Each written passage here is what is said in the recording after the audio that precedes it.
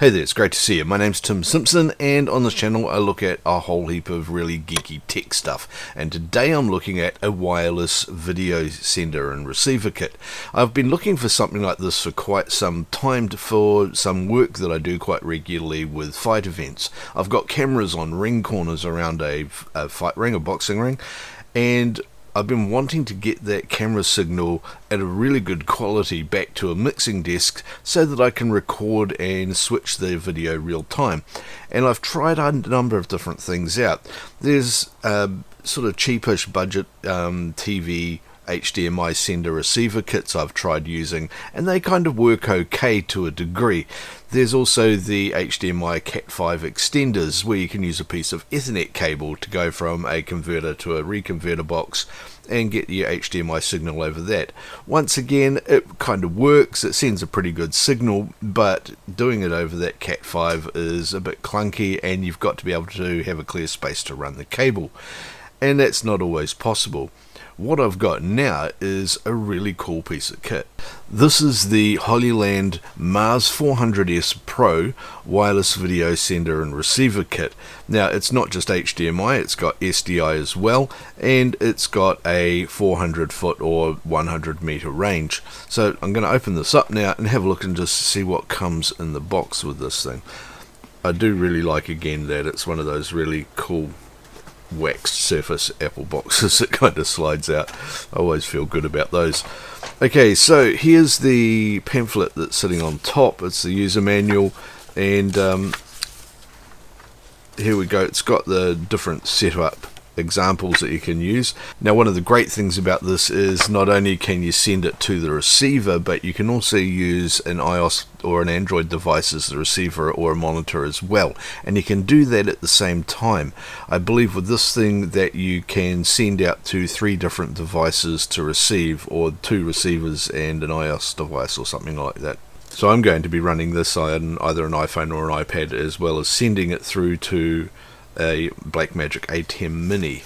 That's my plan for it. So just flicking through the manual to the end here, it's got a couple of QR codes on here, and you can use those to get the app for either Android or iOS very quickly, and that works quite well, and I've set that up and given it a try already, and I like how it works.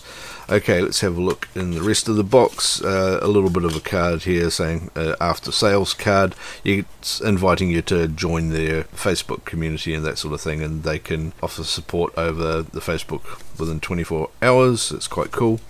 Nice touch. And here's the devices themselves. Okay, so I'm just going to pull this one out. This is the receiver, which is got the blue thing on it. I guess that's the only differentiation between them other than the words. This has got a little LCD screen on the front of it, and on the back of it, it takes a typical Sony battery. You can also power it directly from this power brick that's under here.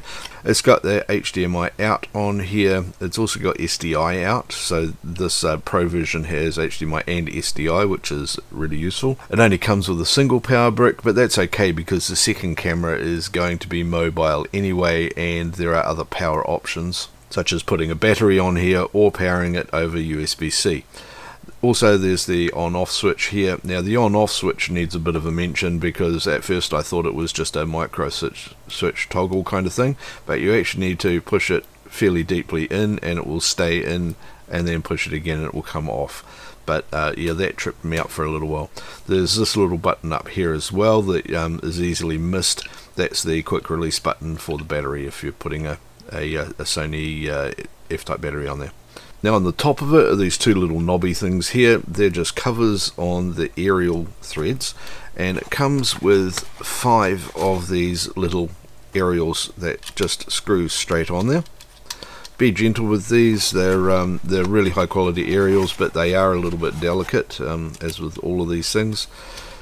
And that just goes straight in, just finger tight, and there's your aerial set up, ready to go. And of course, I can do the same on the transmitter as well. Just put those on, and these are what give you your really good 100 meter range. Now, the back of the transmitter is pretty much the same as the back of the receiver, where it's got the HDMI in, SDI in, the USB power supply, and of course the on off button here. So I've got an MPF 960 here. I'm just going to put that straight onto the back of that and click it in, and onto the next one as well, and I will just click that into place. And there we go.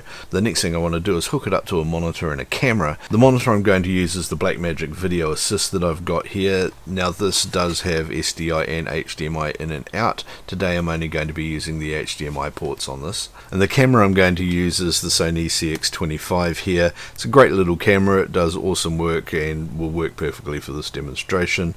Finally, a couple of HDMI cables, of course, as well. So I'm just going to shove a battery here onto the back of the CX625, simply as that, and I'm going to open that up, and I'll open that port there, and in here I've got a micro HDMI port. So I can take the micro HDMI cable I've got here and plug it into that port, and then that can go straight into the HDMI in on the transmitter that I've got over here. Just plugs straight in like that. Most excellent. And at the other end of it, I can take the HDMI out from the receiver right there, and that can go into the HDMI in just down here on the Blackmagic Video Assist,